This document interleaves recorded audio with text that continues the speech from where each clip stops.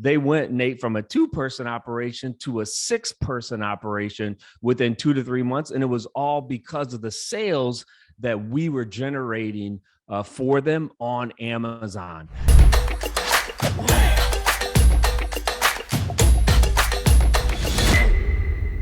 All right, so hey, we were sourcing products. We found this amazing opportunity with these huge inflatables. So 3 or 4 years ago, it was a huge trend, big unicorns. There were a number of them. We caught the trend about a year after they came out, which, you know, whenever you're starting to sell products, you really want to try to get it like right when it's hot. But we still came in at a really good time. Like all products, we tell people don't just bring in what's already selling. So what we did is we put a little twist to ours. We added a automatic pump. These things are huge. So if you try to blow them up, you would actually pass out. So what we did is we added an electric pump on Amazon at the time. There was no one else who bundled these huge inflatables and included an electric pump. So we worked with the manufacturer. We got some really good prices. In fact, they were kind of mind-blowing how low they were selling these huge inflatables to us were. We got them into Amazon. We got amazing pictures. We'll probably include some pictures in a future post. And they started selling right away. And so we was in the toy category. Boom, the rank goes down. We think that we're going to be millionaires because we found this super hot product, right? And we bundled it right. They're selling. We immediately then contact the manufacturer and we place a order for a second production run. So you have to send like 50% deposit. We sent it right away. And then the bottom dropped out. The reviews started coming back for these inflatables. And unfortunately, the quality on them was horrible. And so the very first review showed a picture of this huge unicorn, and it was flat, laying next to the pool. And then the negative reviews just started piling in. These things wouldn't stay inflated. I mean, of all the issues that you could have with a product, right, with an inflatable product, this was the worst. And so we went from being hero to zero in about 2 weeks. We lost probably between $10,000 and $15,000. But Nate, I think that you would agree it was definitely a learning experience. Yeah, one of those painful learning experiences that in hindsight you just laugh about, but at the time definitely was not funny. But hey, that's the way of selling on Amazon.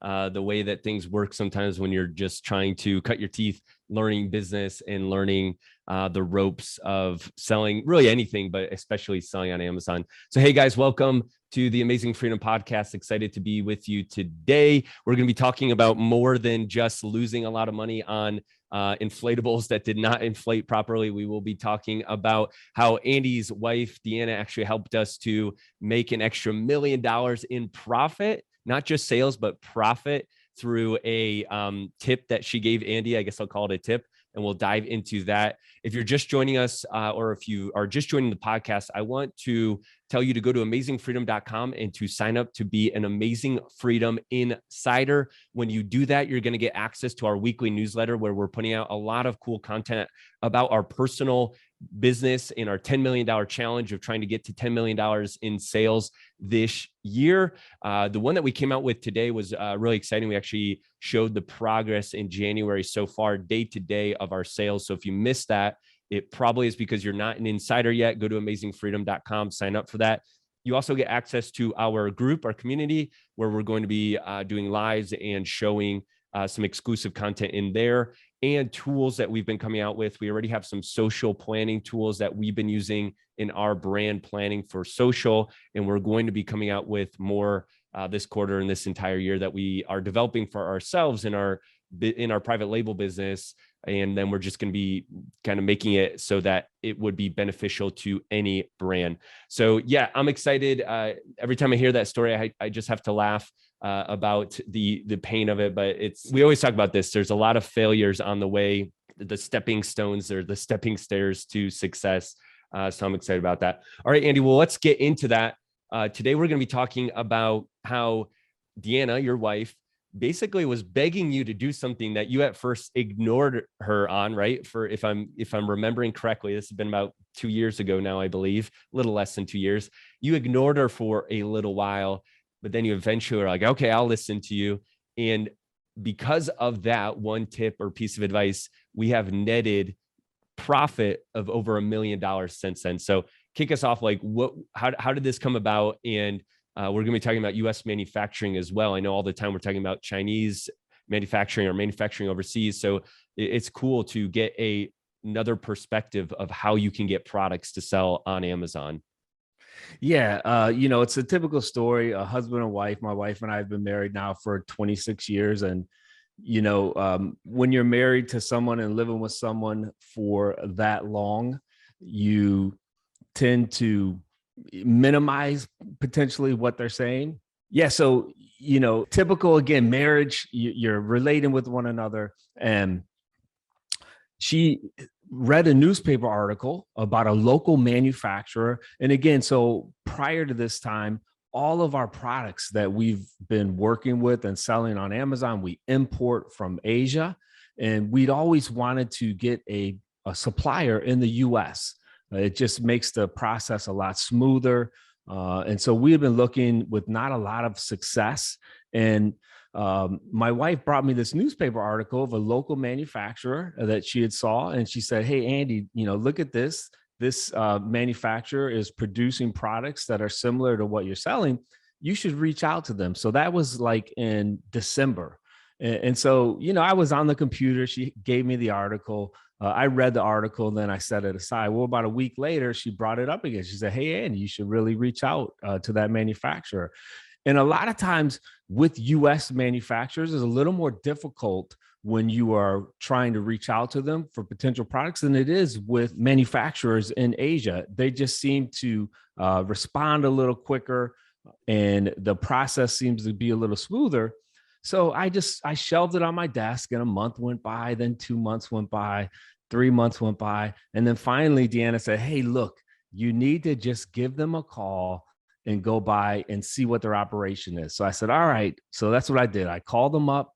Again, they're about 15 miles from my house. And the gentleman that answered the phone said, sure, come on by. And so I went there, visited the manufacturer. He didn't really know much about Amazon. It was an old school manufacturer. And this is why I say, too, there's a ton of opportunity for these manufacturers that aren't as connected to the internet. They're definitely not connected to e-commerce. They do a lot of business to business. They don't want to deal directly with consumers. And that's how this manufacturer was. A lot of sales directly business to business. Yeah, Michelle says wise woman she was. I should have listened to her a lot sooner. So it was a lesson learned. So now when my wife tells me something, I jump on it, I do it right away. And so a lot of these manufacturers are, used to dealing business to business, not direct to consumer. So I talked to them. I think they kind of looked at me like I was crazy because I said, hey, I think there's a huge opportunity here. We could, sell a ton of your product. And he said, okay, look, I'm willing to work with you. He was willing to private label. So he was going to sell the product underneath my label. And we worked out the deal and got him on Amazon, and boom, sales took off right away. And so it went gangbusters. He couldn't believe it. He was super excited. So they were a 2-person operation. They went, Nate, from a 2-person operation to a 6-person operation within 2 to 3 months. And it was all because of the sales that we were generating for them on Amazon. And so, out of that, we still continue to sell the product. We've branched off into a number of other products that manufacturer makes for us as well. And so that's often, the story I tell, how my wife was persistent and helped us get over $1 million in net profit. So many people, I mean, that's one of the first questions that we often get, Andy, is when you are going to create your own brand, where do you get the products, first of all, right? When someone's first looking at it. And then we typically tell them that, hey, we import from China, and everybody gets that really scared look on their face, right? I mean, what was your first thought process when you thought about buying a product from a manufacturer in China that you've never talked to, never seen? You probably go through the range of emotions that I did, as far as feeling like you're going to get scammed, feeling like you're going to wire money and it's going to disappear forever. What was your original thought process when you thought about buying something from China to sell here on Amazon? Yeah, for sure. Again, we're going back 6-7 years ago. This was 2014. And it just is a really kind of scary feeling back then when you're wiring money. You're hoping that the manufacturer is legit.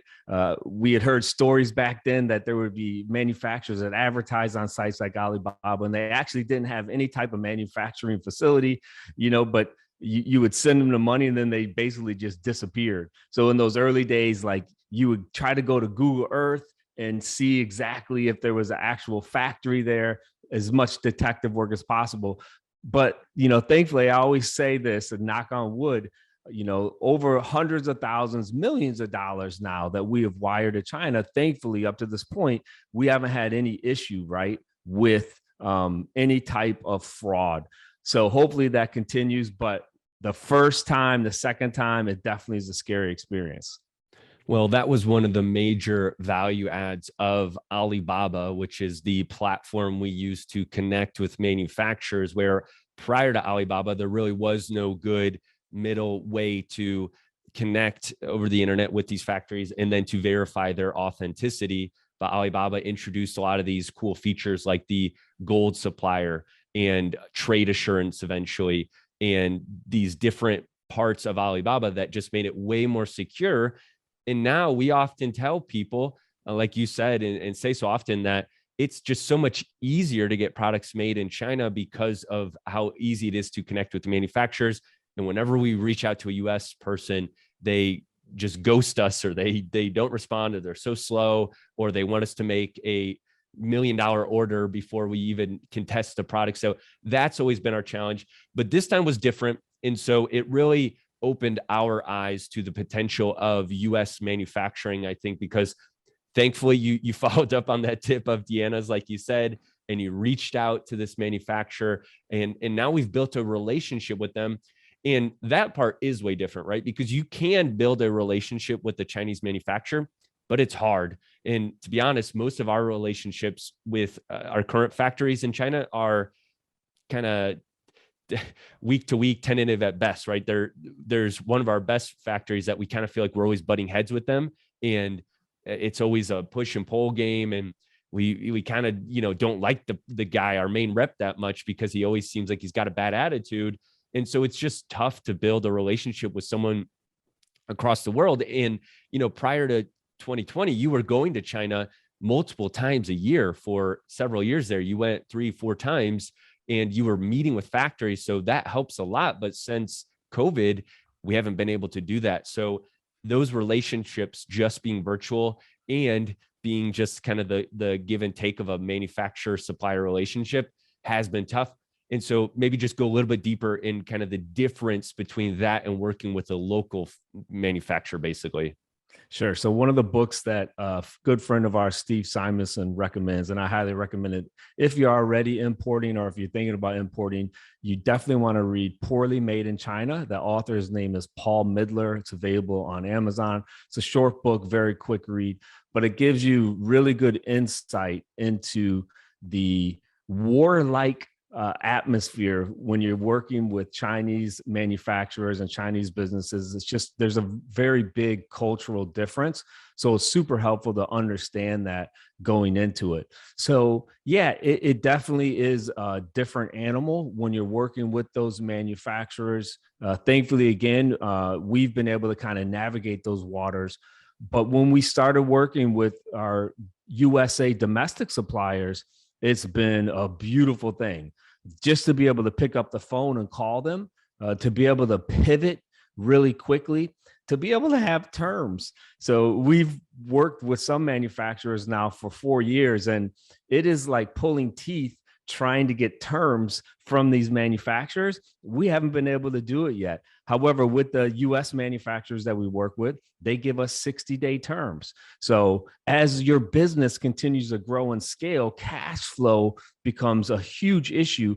And being able to sell the product and recoup the money before you pay the manufacturer is a complete game changer as your business really begins to grow. And again, thankfully, we say all the time, we're so blessed. We've been able to sell $23 million over the last 2 years, and being able to have 60-day terms really eases that cash flow crunch, right? Yeah. And so since that first manufacturer last year in 2021 early, we actually found another US manufacturer that is creating similar products to this first one. So basically, by kind of connecting with this first manufacturer, again, we'll give Deanna all the credit to pushing you towards that. Since then, it's kind of opened our eyes to the potential.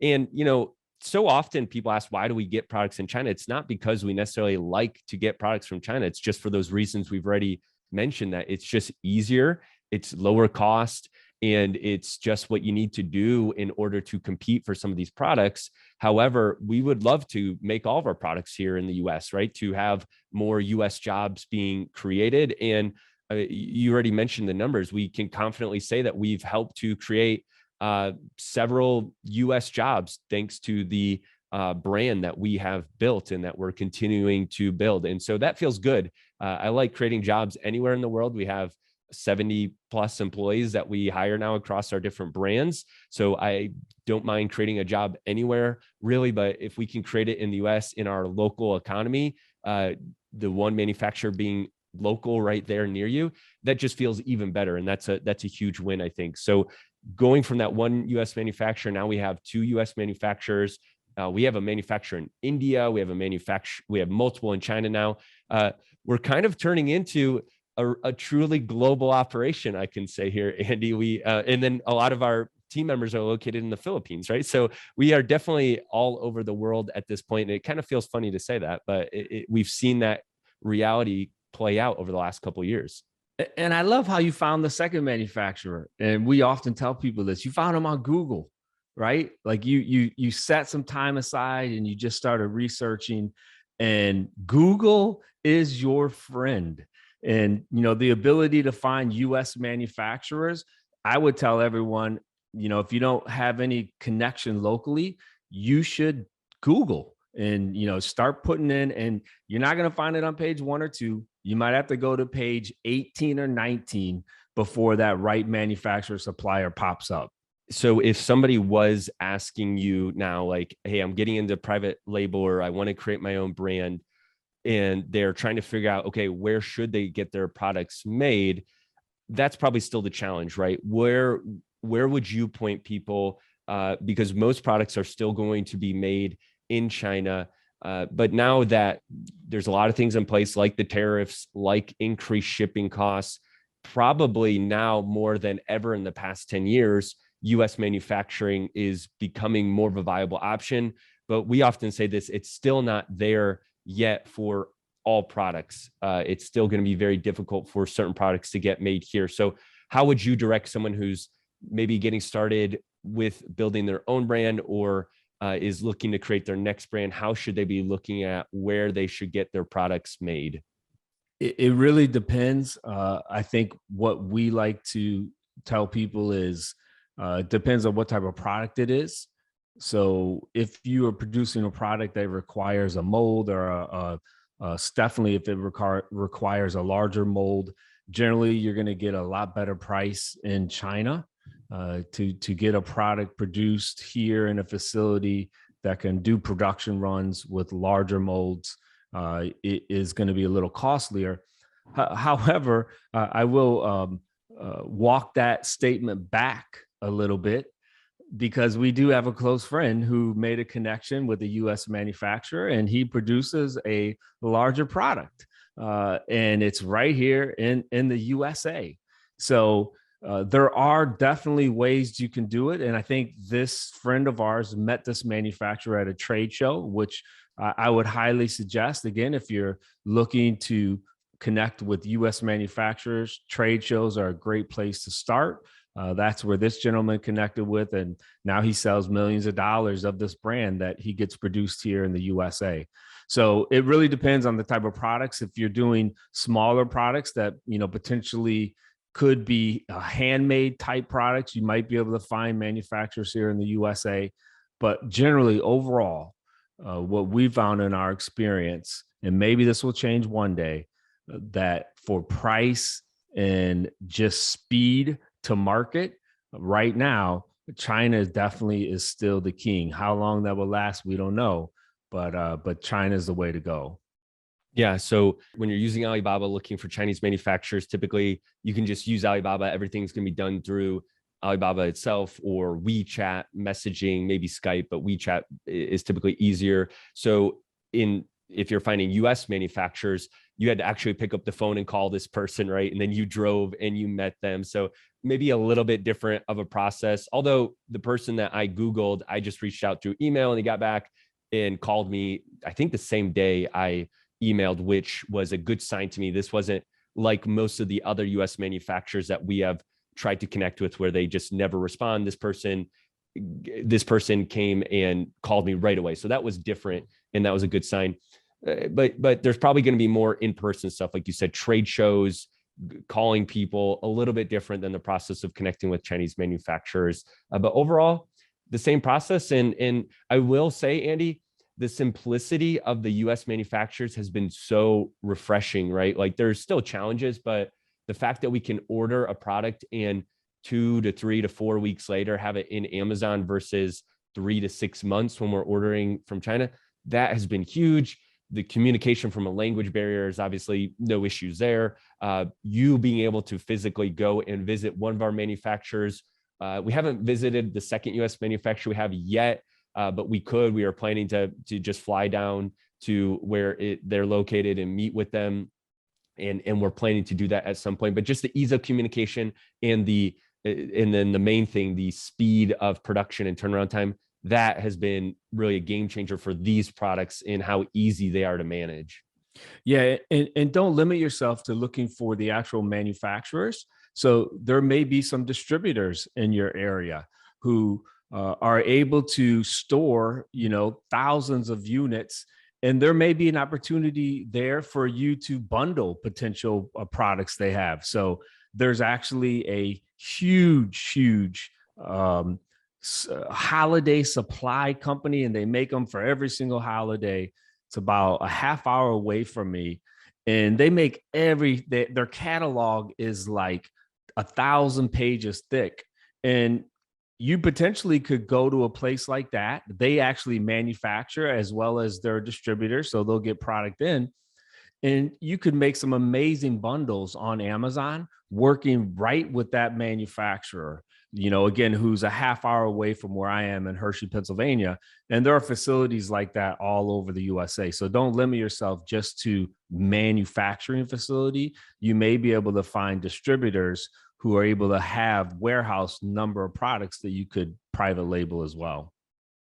So here's a tip that Gary put in the comments. He said, every time that you were at his house, you would pull out your phone whenever you saw a product that looked interesting and you would search for it on Amazon, and then you would probably search for it on Alibaba. So that's what we tell people, right? When you are in that research phase where you do not have your $1 million product yet, you need to always be looking. You need to always be having your mind kind of on that thought process of, could I create my own brand out of this product? And so Gary saw you do that real time several times. And I know he talks about that, how that really showed him your thought process when it came to looking for ideas. You can't just sit down one time and try to research and expect that you're going to have your 7 or 8 figure brand just fall into your lap, right? It's a ongoing process.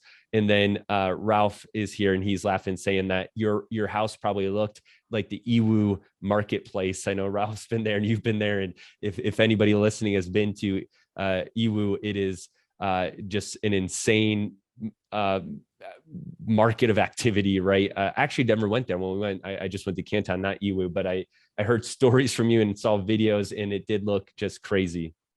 Yeah, I mean, that's where the original Silk Road started, was in Iwu. So, you go back hundreds of years. when the ships were sailing from China, from Asia into the entire world, those products were coming from the EWU market. Gary's been to the EWU market as well. You literally could walk for weeks upon weeks and not see every store that is there, every wholesaler, every manufacturer. It's really mind-boggling. So that is it's a powerful place. I often tell people, if you are going to go to China, going to go to Asia, you're trying to find product, I think that's one of the best places to start, along with the Canton Fair. Okay, so don't limit yourself to just China, even though it's probably where you're going to start when it comes to finding products, manufacturers in your Amazon selling brand building journey. But also look other places. Look in Taiwan, look in India, look in the USA, see if there is local manufacturing that would work for your product, or just reach out to certain ones. I do want to mention this. I know some of the sellers in the Amazon seller tribe have done this. They take products that they're currently selling maybe as just arbitrage or a wholesale relationship. They look on the product to see who the manufacturer is, and they pick up the phone and they call that manufacturer and they say, hey, would you sell direct to me for this product? Or I've even heard some people say, hey, would you white label a similar product? So it's a little bit more unorthodox of a method, but if you have a product you're currently selling, look to see who's making it and see if you can get either better pricing, or look to see if a brand could be made from this, because sometimes manufacturers aren't as large as you think. Like you're like, this is a major brand, they're never going to pick up my phone call or deal with me.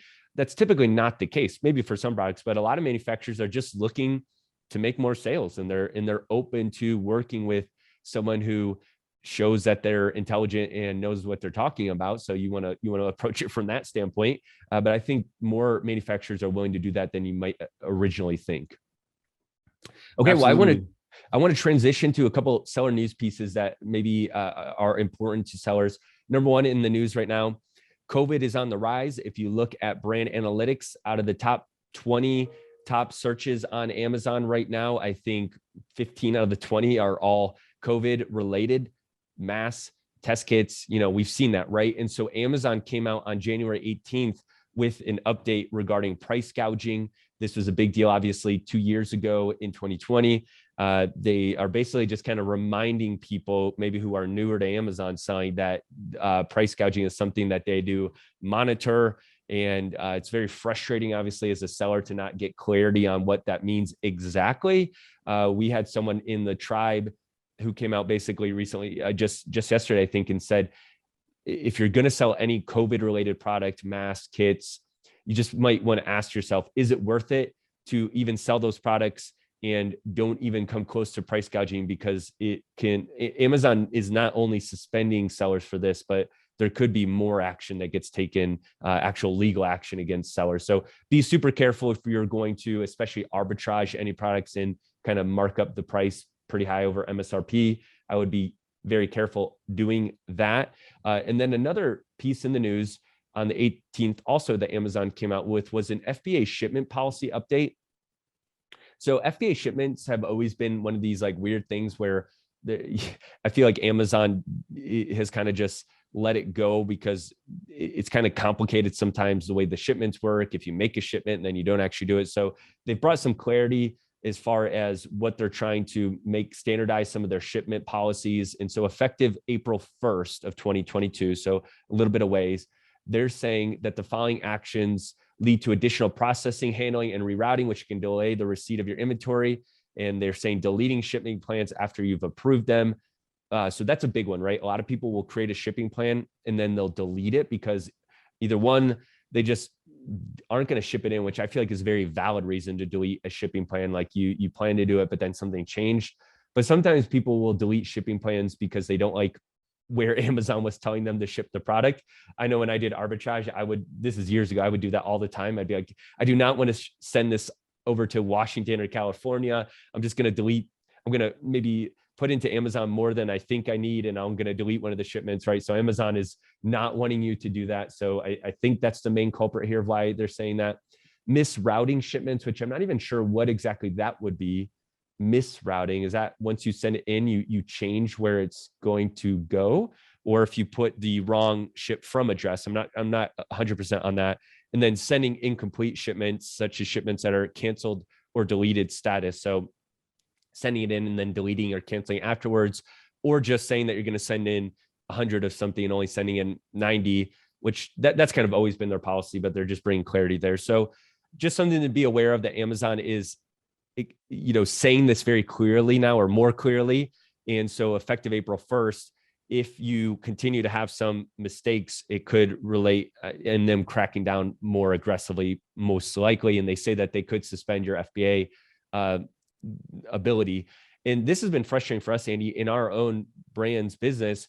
We've had several shipment policy things where basically it's super frustrating, because we're almost 100% positive that we're sending in the correct amount, and Amazon will receive it and they'll be like, it's the wrong amount. And of course we have to reconcile it. But then the more frustrating thing is they ding us and they're like, if you keep doing this, we're going to suspend your FBA privileges. And we're like, we are almost 100% confident that we are sending in the right amount. I think it's just Amazon, the left hand not knowing what the right hand is doing at Amazon sometimes. And associate there swears that they checked it in correctly. So that part is very frustrating, I'm sure, to anyone who's listening and has dealt with this, but maybe just something to be extra cautious about heading into April on how you are handling your FBA shipments, and just have good systems and good processes in place, good documentation.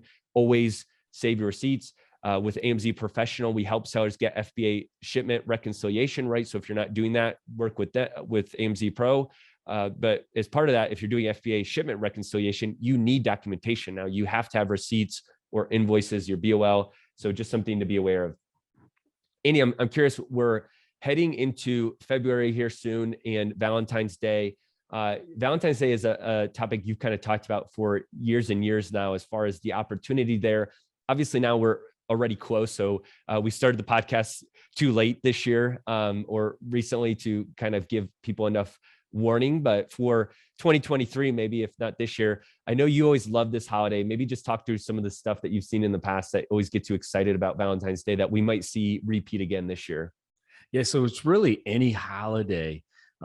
There are literally millions of searches for holiday terms a week, 2 weeks, 3 weeks prior to that holiday. So whether you're talking Halloween, Christmas, Valentine's, Father's Day, Mother's Day, and if you look at Amazon brand analytics, which Amazon tells you exactly what people are searching for, and they rank it in the order and the amount of search. So coming up to Valentine's Day, a week before Valentine's Day, some of the top search for terms on Amazon. Again, remember, this is hundreds of millions of customers are putting this search term in the Amazon search bar. They're going to be Valentine related. So it'll be a search term like Valentine gift for him, Valentine gift for her. And what they want to see is they want to see what kind of unique results are going to come back. Nate, I remember 3 years ago, we actually worked with a newer seller and we helped her produce a bundle. Actually, I think what we did is we loaned her $1,000 and we said, hey, look, go to the dollar store, create a unique Valentine's bundle. We'll help you with the images and we'll help you build the listing. You have to do the work. You have to create the bundles. She did that. She did a phenomenal job. And in our Amazing Freedom group, I'll post the bundle that she produced, and she netted over $2,000 working with this bundle. So, that's the power of bundles. That's the power of holidays. And it's the amazing search that happens around these holidays like Valentine's Day. She's able to go to the dollar store, create a bundle, and then net $2,000 within 2 weeks. Do you remember what she was putting in it? What was in the bundle that she created? And like, how did she package it together? Yeah, so I'll definitely post the pictures. Very simple, like what you would see on a Easter. Actually, you know what? Now that I'm thinking about it, I think it might have been an Easter basket. And it was, very simple, like a wicker basket. And, again, typical things that you would see: a stuffed animal, typical things of some candy. So I think there was like a Hershey's in it. very easily sourced for products at a dollar store or at your local convenience store that you can then make really good margin when you put it in a bundle. I think what happened is we were talking about the Valentine's bundle like we do every year. And then we challenged the group to do an Easter bundle. And that's what she took you up on and took the loan for. I can't remember exactly, 5-6 years ago now. Hard to believe. So you're bullish always on bundles, especially if you aren't into building a brand through what we typically call private label yet. Andy's said this for years. Bundling is like the poor man's private label and the easiest way to get started. If you've never created a listing, if you're nervous about importing something, if you don't know how to start, just start bundling. At least get that experience, get your private label degree, MBA by going through this process one time, creating a bundle. That's a great way to get started. And we actually know someone who basically has a similar bundle that is a $1 million brand. He came and spoke at our last private label training we did. And he has a multi-million-dollar brand that was built basically the same way. Now he's just kind of scaled it to be more professional, but it's honestly just like one step further than what you're talking about, right? Yeah, I love that story because it was a Facebook post that he read 3 or 4 years ago. Someone said, "Hey, a seller should do this," right? He read that post and he's like, "Yeah, I'll do it." And 3 or 4 years later, I think he sold close to $3 million last year. And these are all products that he's, purchasing at local stores and then creating the bundle there in his warehouse. So yeah, it's definitely a lot of opportunity for that. Well, every week we're throwing ideas out there on the podcast. So I'm waiting for the next success story where they say, "Hey, Andy and Nate said to do this, and I went out and did it and created a 7-figure brand." All right. So that's the challenge out to everybody. One of these ideas we talk about every week is going to turn into a 7-figure idea from someone. I'm pretty confident. Okay. So that's bundles and holidays. If you don't know where to start, don't sleep on holidays. Look at the next one or a future one coming up and start planning for it now. It's one of the easiest ways to get started and having proven search demand that is there every single year. We've been talking about that for a while. Hey, I wanted to talk about, I had a super interesting and fun phone call or Zoom call yesterday. Abs was on with me, who's our chief operating officer, team member with us. You unfortunately couldn't join us because you had to go to your father-in-law's funeral, but we met with a guy who, get this, created a $2 billion with a B dollar brand, basically the same way that we're talking about that we just been talking about this whole episode. And every week, he a brand that he started by sourcing in China, selling here in the US on Amazon and his own website. I think he did more website sales than Amazon. But this brand he created, just him and his brother, turned into a $2 billion brand. He eventually sold it in 2019. And then he kept some equity and it went public. So he just rode this all the way. He sold it for 9 figures originally, like insane. And he's the first to admit that he kind of got lucky and was in the right place at the right time with a lot of hard work and, was doing everything he needed to do, but it just blew up. And so I'm hoping that we can get him on the podcast. He said he would come on with us. And so I just did a call with him, quick 20-minute call yesterday, got some good advice for him as we're building our 8-figure brand, maybe 9 feet. Now that, he got me excited, 9-figure brand. One thing I will take away from what he said is when we were on the call with him yesterday, he said that he had some friends who he knew in his area who also had created 9-figure brands, right? So most people don't know someone personally that has achieved that level of success. Although I know, Andy, you have some friends on your Facebook, or acquaintances at least, who have also created very successful companies. And it does give you this sense of like, this is possible, right? Sometimes all you need is to see it, to believe it type deal, to the proof of concept, as Gary talks about it in the Amazon Seller Tribe. When you see other Amazon Seller Tribe members hitting the gold lanyard, $1 million seller status, it makes you feel like I can do it too. And I think that's why we have so many Seller Tribe members coming in and within 18 months hitting $1 million. When we started Amazon 8 years ago with arbitrage, like nobody was $1 million seller, right? Like if you became $1 million seller, you were a legend. There was a couple of them, right? When you first started. Yeah, for sure. No, and I think that's why I love that seller tribe too, is just like you said, it's proof of concept. And when you come in there and you see, post after post, week after week of these sellers hitting 500,000, 750,000, $1 million. And I think in the seller tribe now, there's over 100 members who have sold over $1 million in a rolling 12-month period. That to me is mind blowing. But again, it speaks to what we've been saying all along, the amazing opportunity of selling on Amazon.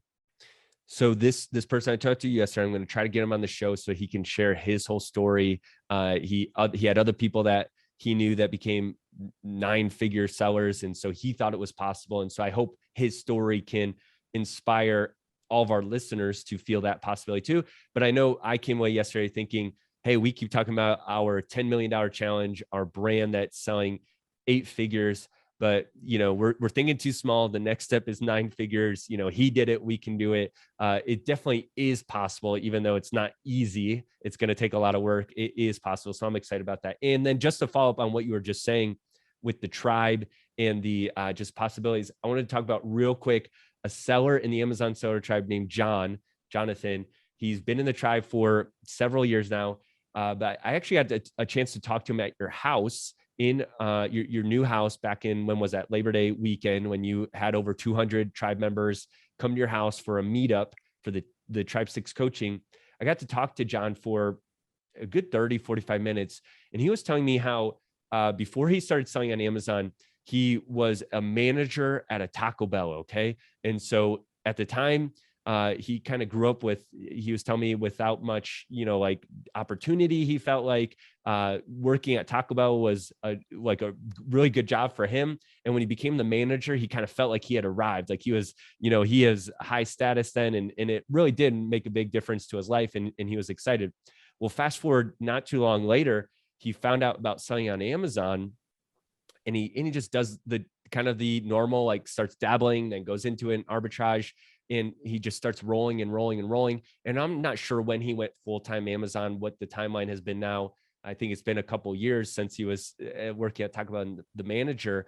But since that time, he has just crushed it, grown exponentially. And he just put a screenshot or Gay did in the group this week. He hit over $7.5 million of sales just in 2021. So Gay put it in the post, going from Taco Bell manager to a $7.5 million seller. John is just crushing it. And this is all arbitrage. All the credit goes to him, of course, and his hard work. But he did do a big pivot recently too, going from a lot of retail store shopping to online shopping, which obviously Gary talks about all the time. And that's Gary's main sourcing method. And so it's been so inspiring to see his journey. I think John's going to be one of those 1 minute mile type guys that we're talking about, here, where because he can do it, other members in our group are going to be like, man, I can get to the $7.5 million or the $10 million mark, which I'm sure he'll be at next. That'll be his next milestone. So that's just been really inspiring. I want to give a shout out to him and just how many $1 million sellers the tribe is making, like we're talking about. Yeah, phenomenal story. And I go back to, I didn't have any business experience prior to selling on Amazon, and seeing stories like that is very inspiring, that you can start on Amazon. And if you're willing to work at it, if you got passion for it, if you're all in, if you've burned the ships, you can absolutely build $1 million businesses. That's really life-changing type of opportunity. And, we talk about this, like Amazon is really the new corner store that Walmart, Target, and a lot of these big box stores put out of business.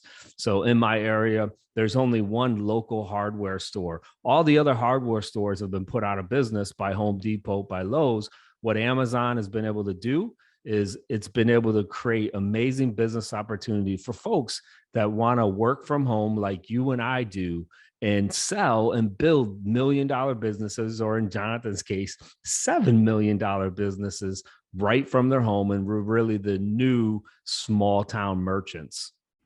Yeah. And I know he's employing several people in his business and many other employees have come out of what our tribe members are doing. So again, it is a real economy booster. It's real jobs being made and real dollars being made to the entrepreneurs. Obviously, they're taking the risk in building the businesses as well. One final thing on him, a funny thing he said to me, I can't remember how he phrased it exactly, but he said something along the lines of, yeah, my payouts that I get now from Amazon in Q4 are higher than my entire annual salary was as a manager at Taco Bell. So I just know the money to him has been obviously life-changing, as it has for so many people who are creating 7-figure, 8-figure businesses on Amazon. All right, well, I just want to kind of end here with a cool story about AMZ Pro. This week in AMZ Pro, we actually had a person get $4,129.59 back from one FBA shipment. So I was talking about that earlier. You have to submit documentation and prove to Amazon that you had the products that you sent in. Well, this seller was able to do that and got back over $4,000 of real profit, where if you weren't doing that, would just go down the drain, or if you didn't know how to handle it. So again, that's AMZ Professional, AMZProfessional.com. We can help you with your loss, damage, reconciliation that Amazon owes you in your FBA shipments, also your negative seller feedback, getting that removed. So I feel like this service has just shown its value. We've been doing it for 6 years now, and I've always wondered, like, is it worth it? But every time we do a meetup, I have people come up to me and say how helpful AMZ Professional has been to the management side of their business. And who doesn't like getting money back, right? Like getting those essentially money back that you feel like is lost money. So it's fun and it's helping people. So I love to hear those types of stories from AMZ Pro. All right, well, Andy, next week, we're going to have an exciting topic to talk about. There's a new sales channel in town that we've dabbled in, but I think a lot of people are still sleeping on, and some data is coming out just how powerful some of these non-Amazon sales channels are. It's not Walmart and it's not eBay, but there's other sales channels out there that we want to talk about. And so next week, we're going to dive into some of the numbers and why we feel that sellers or people looking to get into selling should maybe get on the upward trend. That's always the best time to get into certain business trends, right? When they're on the upwards kind of early on, so you can get that first adopter advantage. We're going to talk about that next week, and why one of these sales channels we think could be huge over the next 1 to 3 years and bring us personally potentially an extra $1 million of revenue a year, if not more, if we do this right. So I'm excited to talk about that next week. If you haven't yet, go to amazingfreedom.com and sign up to be an insider. Andy and I often talk about this. We own a portfolio of brands and services that does $15 million in annual revenue. A lot of sellers fail when it comes to selling on Amazon and building a brand online. And we do not want you to be one of them. We want you to succeed. And we're on a mission to help 1 million people become $1 million sellers online on Amazon. And we hope that this show each week can be one stepping stone towards that mission. And so actually now, Andy, we're going to head over to the Amazing Freedom Facebook group here in a moment. We're going to look at a couple of trending products that we pulled some data on and do that. So if you haven't joined that group, go to the Amazing Freedom group, Amazing Freedom Amazon Sellers group. Join that. You can do that by going and becoming an insider at amazingfreedom.com. Otherwise, we'll see you next week. That's it for the pod. Bye-bye, everybody. Thanks, guys.